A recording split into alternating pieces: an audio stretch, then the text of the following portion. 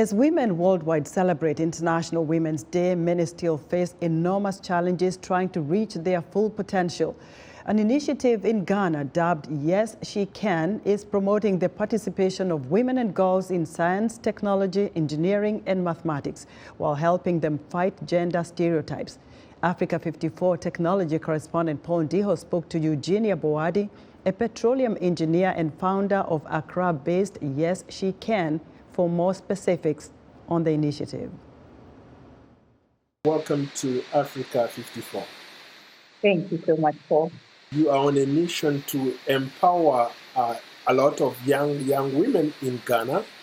You are doing this by way of trying to encourage young girls to pick up STEM classes. And so many people are coming to you wanting to be the next change makers. I started this project, which is now a foundation called YesSheCan, where we encourage young women and young girls not to fear science-based education or science-based careers, but to pursue it no matter what their career is, whether it's in business or art. There's a way you can incorporate science into it, technology into it. And so we bring them up to speed to it and try to debunk the myth that there is. So I am a petroleum engineer. I worked on oil fields where most of the time you rarely see a young girl offshore with among 100 plus, 200 plus men all around.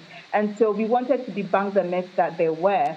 Sometimes when I come back on shore and I'm still in my suit, people look at me weirdly.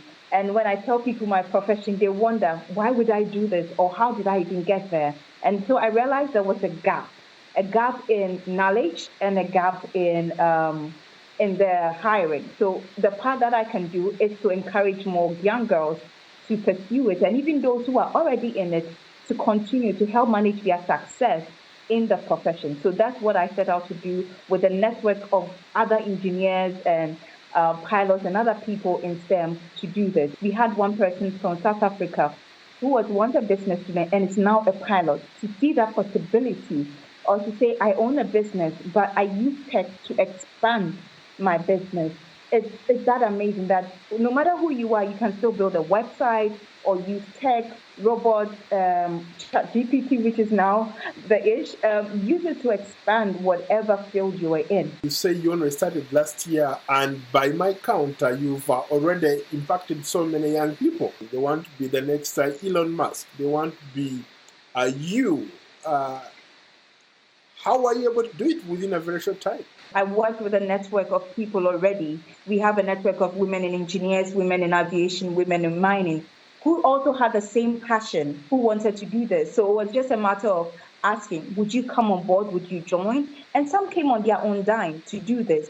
And the kids as well. You said you saw many people, maybe young girls, who were excited to be on board. That's because we kind of exposed them to something they didn't realize was possible for them. Because being us makes a difference for them to see. You inspire them. Who was once in their community to be in this position. It makes them think that, oh, me too, I can do it. And that is bringing reality to them. Most of the time when you see on the screens, you see on the adverts, you see in books and papers, we are all male figures. I don't think it was conscious, but there is this unconscious bias. And so when a young girl sees that, they often question, is it mine to pursue? I'm curious to know, how has the response been like when you talk to these young girls who are eager to learn? What are they excited about? What's their response? So first of all, whenever we enter into a community, they wonder, who are these people? And what I like to do is encourage our mentors to come in costume. So the miners come in their costume, engineers come in their costume, and they are wondering, what are these people coming to do with us? And when we start telling our story, they realize, oh, so this is who I can be. And we have a picture. We always send a banner with pictures of other women who look like them. That reality, giving them the exposure first, and then giving them an experience. As I said, we bring hands-on experience to them, to robotics, drone, ICT bits, for them to experience that, oh, it's not as difficult as I thought.